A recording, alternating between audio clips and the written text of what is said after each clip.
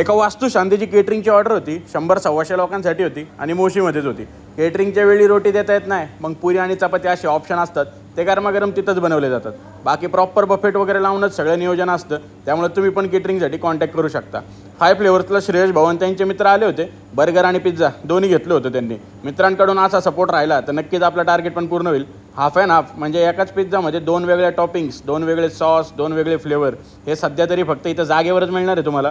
Pizza ओव्हनमध्ये टाकल्यावर किती वेळात रेडी होईल याचं गणित मयूर शेठ आणि राहुल शेठ ॲबॅकसवर करत होते. माझ्याकडून 101 रुपयाचं बक्षीस दोघांना पण. पास्ताचा स्टॉक संपला होता म्हणून तो बॉईल करून घेत होते आणि सोबतच व्हाईट सॉस आणि रेड सॉस पास्ताची ऑर्डर पण आली होती. आपले जे स्वतः बनवलेले सॉस आहेत ते यासाठी यूज होतात. ज्यांनी खाल्ले त्यांना माहिती आहे काय विषय ते.